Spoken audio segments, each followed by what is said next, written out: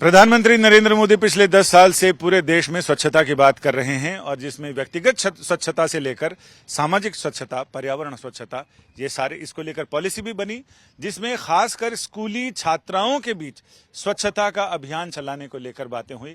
Toilet बनाए गए सारे स्कूलों में, लोग घर घर में टॉयलेट की बात हुई, लेकिन टॉयलेट तो बन गए। जरूरत है, कई ऐसे हजारों स्कूल ऐसे देश में हैं जिनमें टॉयलेट की सफाई के लिए सफाई कर्मचारी नहीं है, या और भी किस तरह की दिक्कतें आ रही हैं, उसे लेकर एक जनहित याचिका सुप्रीम कोर्ट में दाखिल की गई है। जया ठाकुर जी ने दाखिल की है। हम इनसे बात करते हैं कि आपकी याचिका, जिस पर 3 दिसंबर को अगली सुनवाई होनी है, जिसमें केंद्र सरकार राज्यों से मिले आंकड़े, कितने स्कूलों में शौचालय हैं और शौचालयों के स्वच्छता कर्मचारी कितने हैं, सैनिटरी पैड कितने मिल रहे हैं, इसे लेकर एक गंभीर मुद्दा है जिस पर 3 दिसंबर को अगली सुनवाई है। तो आपकी याचिका किन किन बिंदुओं को उठाती है? जी, हमने अपनी याचिका में ये मांग रखी थी कि सभी सरकारी स्कूलों में सैनिटरी पैड मुफ्त दी जाए और वहां पे टॉयलेट की व्यवस्था हो, क्योंकि कई बार ये जब यंग गर्ल्स होती हैं, टीनेजर होती हैं, जब उनकी एमसी स्टार्ट होती है तो अवॉइड करती हैं स्कूल जाना। इससे कहीं ना कहीं उनकी पढ़ाई अफेक्ट होती है। जो छात्राएं बचपन में 90% और 80% मार्क्स लाती हैं, वो ही छात्राएं टीनेजर होने के बाद या आफ्टर दैट कहीं ना कहीं पढ़ाई में पिछड़ जाती हैं। उसका एक मुख्य कारण ये भी है कि हमारे देश में मैक्सिमम स्कूल्स में शौचालय नहीं है। और मेरी पिटीशन में हमने ये मांग करी कि कंपलसरी एक नीड है वुमेन गर्ल चाइल्ड की, और उसके साथ ही साथ उसको क्लीन और मेंटेन करने के लिए सफाई कर्मचारी की भी नियुक्ति होनी चाहिए, जिसपे अभी कोर्ट में जो है मेरी पिटीशन पे सुनवाई चल रही है। वरुण ठाकुर जी हैं, जया जी के वकील हैं। वरुण जी, इसमें कोई आंकड़े भी आपने अपनी याचिका में दिए हैं कि कितने स्कूल ऐसे हैं, या आपने कोई आरटीआई लगाई या फिर कोर्ट ने सरकारों से जवाब मांगा हो? सर, ये जब ये 2022 में जब ये पिटीशन हम लोगों ने फाइल की थी तो चीफ जस्टिस ने भी हिमसेल्फ ऑब्जर्व किया था कि ये बहुत महत्वपूर्ण मुद्दा है और ये इम्पोर्टेंट इश्यू है और ये इस इश्यू को टेकअप करना चाहिए गवर्नमेंट को। 10 अप्रैल 2023 में एक गाइडलाइन फ्रेम की थी सुप्रीम कोर्ट ने और ये कहा था कि इन बिंदुओं पे सारे स्टेट अपना रिप्लाई फाइल करें। उनके स्टेट में क्या पॉलिसी चल रही है, उनको किस चीज की प्रॉब्लम आ रही है, union of India will be tackle this issue. और किसी को फंड की जरूरत है या इस इशू को लेके किसी भी तरीके की समस्या आती है तो यूनियन ऑफ इंडिया उसे कंपनसेट करेगी। लगभग 2 साल होने को हैं, उसके बावजूद भी ये पॉलिसी नहीं बनी थी, पर रिसेंटली नवंबर में इन्होंने कहा, 2 नवंबर को इन्होंने पॉलिसी अप्रूव कर दी।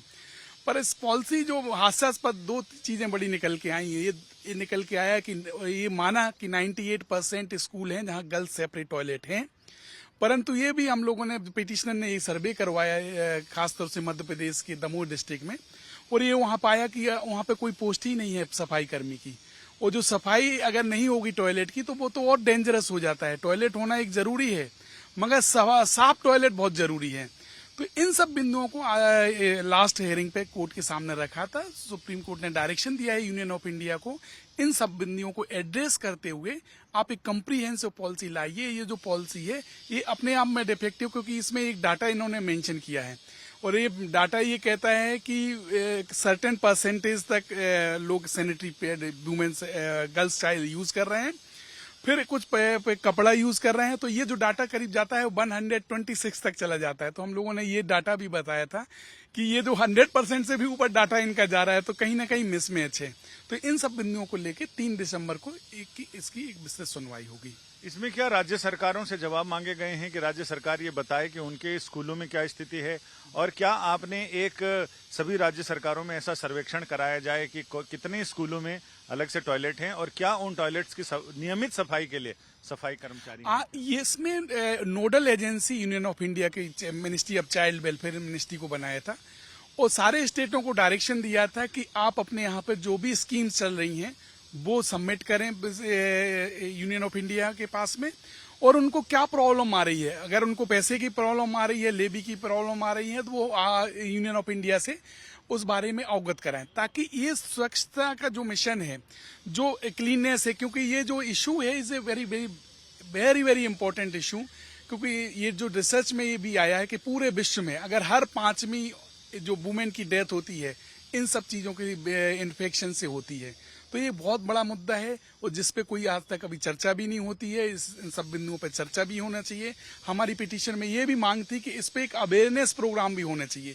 लोगों को जागरूक करना भी हम लोगों की जिम्मेदारी है और इनका प्रॉपर डिस्पोजल भी कैसे है उसको लेके भी सुप्रीम कोर्ट में ये हम लोगों ने मांग रखी थी। उसको लेके भी डायरेक्शन दिया था कि इन सब चीजों बिंदुओं पे भी आपको पॉलिसी बनानी है। यानी पॉलिसी तो बन गई। अब बात करें तो इंफ्रास्ट्रक्चर की, तो टॉयलेट्स तो बना दिए गए, लेकिन उसका संचालन कैसे हो यानी उसका प्रबंधन कैसे हो उसे लेकर अब तक कोई पॉलिसी में कोई मजबूत बिंदु नहीं है, जिससे कि अनिवार्यता हो जाए कि जो टॉयलेट शौचालय बनाए गए हैं उनकी नियमित साफ सफाई हो, उसके लिए कर्मचारी हो, उसके लिए जो सामान आएगा उसके लिए बजट हो। वो तमाम चीजें अभी याचिकाकर्ता का कहना है कि ये लैकिंग है, यानी इस पॉलिसी में इस चीज का अभाव है। वो चीज होनी चाहिए और पॉलिसी बनना ही बहुत बड़ी बात नहीं है। पॉलिसी बनने के बाद उस पॉलिसी पर अमल कैसे होगा इसका इंतजाम भी करना सरकारों का दायित्व है। अब 3 दिसंबर को देखते हैं कि सुनवाई में राज्य सरकारें उन्होंने क्या जवाब केंद्र सरकार को दिया और केंद्र सरकार कंपाइल करके क्या रिपोर्ट देती है। रिपोर्ट कितनी चौंकाने वाली होती है या कितनी उत्साह जगाने वाली होती है, ये देखने के लिए उत्सुकता आपकी भी है और हमारी भी। कैमरामैन जगन्नाथ के साथ संजय शर्मा, दिल्ली आज तक।